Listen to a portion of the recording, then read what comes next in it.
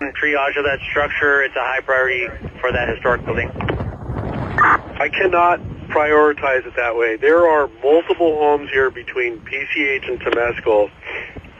My line is to Sunset. I have the high school well involved, along with a number of homes between this can. I'm not sure why that's a priority or not versus these homes.